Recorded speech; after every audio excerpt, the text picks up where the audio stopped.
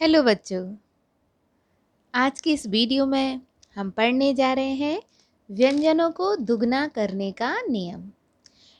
जिस तरह से कि व्यंजन को उसकी साधारण लंबाई से, ठीक है ना, साधारण लंबाई जो कि कितनी होती है 3 या 4 इंच, ठीक है, इस लंबाई से आधा कर देते थे तब क्या जुड़ा था टा ता का नियम हमने पढ़ा था। लेकिन इसी साधारण लंबाई को जब हम डबल कर देते हैं, दुगना कर देते हैं, तब उस व्यंजन में तर दर टर या डर जुड़ जाता है। पहले वह व्यंजन पढ़ा जाता है, फिर तर दर टर या डर का उच्चारण होता है। नियम बहुत ज़्यादा टफ कोई नहीं होता है, बस उसका बेस अच्छे से क्लियर हो जाना चाहिए, है ना। नियम कोई भी टफ नहीं होते हैं, तो इसीलिए आप इन नियमों को एग्जाम्पल्स जितने ज़्यादा आप बनाएंगे, जितने ज़्यादा शब्दों की प्रैक्टिस आप कर पाएंगे, उतना ज़्यादा आपको नियम जो है वो क्लियर हो जाएंगे। जैसे कि अगर आप इंग्लिश पढ़ रहे हैं, इंग्लिश लैंग्वेज, तो हम जैसे कुछ भी पढ़ते हैं, नाउन्स पढ़ रहे हैं, एडजेक्टिव पढ़ रहे हैं, तो जब तक हम उनका यूज़ नहीं करेंगे वो आपको क्लियर नहीं हो सकते हैं, चाहे आप कितने भी अच्छे तरीके से पढ़ लें। क्योंकि जब खुद से प्रैक्टिस नहीं करेंगे तो आपको वो क्लियर नहीं होंगे। इसी तरह से हर लिपि में है, चाहे वह आपकी आशुलिपि ही क्यों ना हो। तो यह तो मुख्यतः ही अभ्यास पर आधारित है। तो चलिए अब हम इसको एग्जाम्पल के माध्यम से समझते हैं। का प्लस तर, देखिए का की व्यंजन रेखा है, इसको हमने डबल किया है, तो का के बाद इसमें तर जुड़ गया, कतर। वा की व्यंजन रेखा है, वा वटर।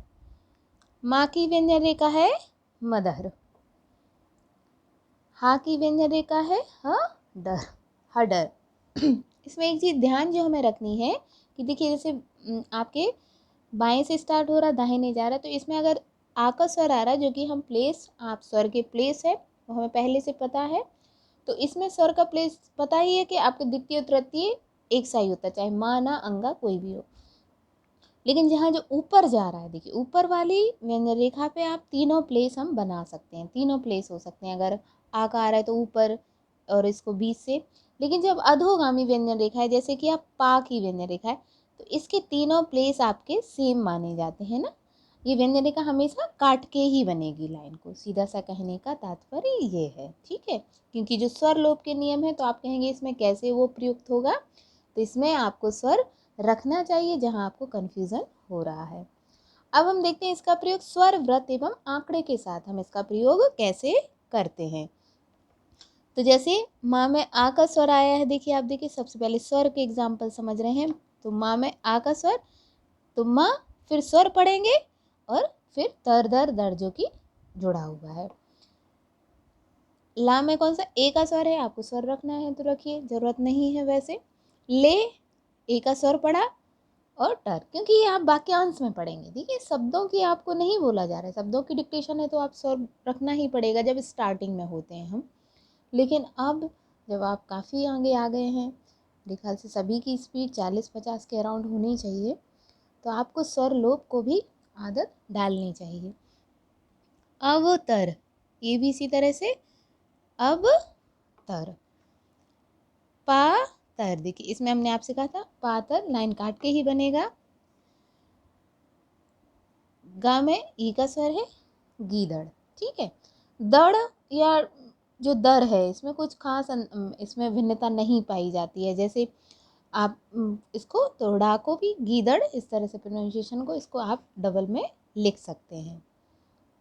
जैसे आप आशुलिपि में देखते हैं ना और आ, तो सेम पढ़ा जाता है, कोई इशू नहीं होता है। अब देखते हैं ये व्रत है, तो इसमें जैसे आप सा सा और उसमें स्वर आया है, तो सबसे पहले सा का व्रत, फिर उसका स्वर, और फिर जो आउटलाइन है ना, और फिर उसको डबल किया है तब उसमें जुड़ा है तर दर दर। तो पहले व्रत या आंकड़ा जो भी है उसका स्वर है, फिर जो भी आउटलाइन है वो इसके बाद तर दर दर। इसी तरह से जैसे स म तर, समतर। इसी तरह से आपका ना में रा का हुक है, आ का स्वर है, निरादर। फा में रा का आंकड़ा है, फर दर। इस तरह से ये पढ़ा जाएगा। इसी तरह अगर अंत में व्रत आंकड़े आ रहे हैं, है ना, अंत में कोई आंकड़ा आ रहा है, जैसे ये है आपका म, ये ना का स्वर हो गया, मन तर, ब न दर, मीन्स अंत में भी आंकड़ा आ रहा है तो पहले आउटलाइन फिर आंकड़ा पढ़ा गया है और फिर तर दर जरेट होगा। ठीक है, स्टार्टिंग में आंकड़ा है, स्टार्टिंग में व्रत आंकड़ा पढ़ेंगे, फिर आउटलाइन, फिर तर दर दर। ठीक है, इसी तरह से इसको पढ़ेंगे। स म और न, देखिए स्टार्टिंग में सा है, फिर माँ को पढ़ा, इन्ना को पढ़ा, समन दर, हन टर, जान दर।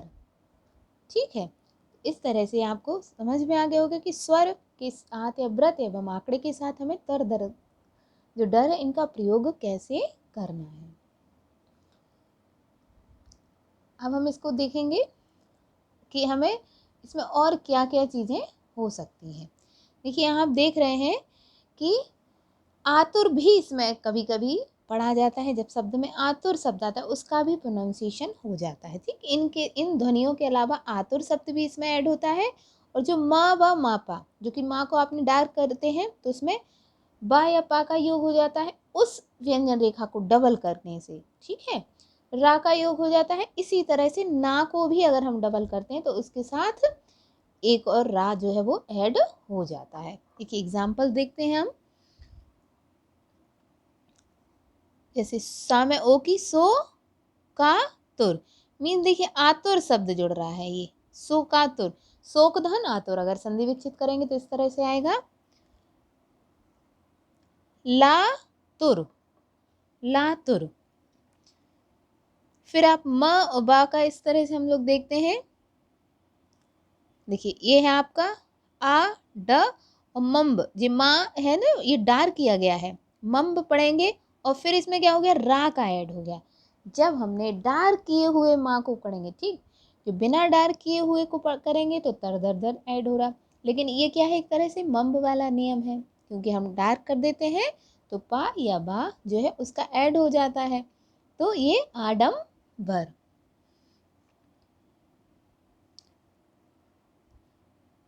चेम्बर, चा में एक ही और माँ बा को इसको डार्क कर दिया, चेम्बर। प्लम्बर। ठीक है, इस तरह से इनका ऐड हो जा रहा है। अब देखते हैं निरर्थक शब्द आया है तो एक नाम है, ईरा लगाया निरर, लेकिन ना रा, तो अब इसको डबल किया है तो नी रा और फिर एक और रा ऐड हो रहा है। ठीक है, जब भी होगा, और फिर था के लिए अद्धा कर दिया तो का ऐड हो जाएगा, तो ये आपका हो जाएगा निरर्थक। ठीक है, जितने अगर शब्द आपको इनके मिलते हैं, शब्द और ज़्यादा अपने मन से बनाएंगे, जितना अभ्यास करेंगे तो हो जाएगा। याद रखने की ज़रूरत है, नियमों को प्रयोग करने की ज़रूरत है। अब हमें देखना है कि इनका प्रयोग कहाँ नहीं होता। तो मुख्यतः जब भी लास्ट में स्वर आता है तो इनका प्रयोग नहीं किया जाता है। जैसे कि आप देख रहे हैं यहाँ पे मंत्र, लेकिन वही आपका मंत्री शब्द आया तो इस तरह से इनका यूज़ करेंगे। ये है सतर, लेकिन वही आपका संतरी शब्द आ जाएगा।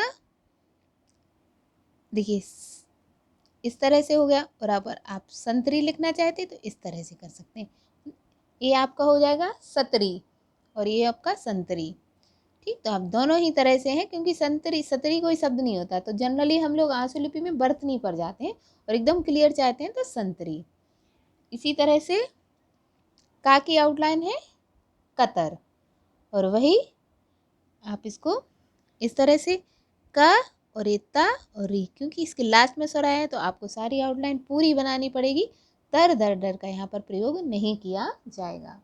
तो आशा करती हूँ कि ये वीडियो आपको पसंद आया होगा और समझ में भी आया होगा। अगर वीडियो पसंद आया हो तो वीडियो को लाइक करें, शेयर करें, और चैनल को सब्सक्राइब नहीं किया है तो चैनल को सब्सक्राइब करें। धन्यवाद।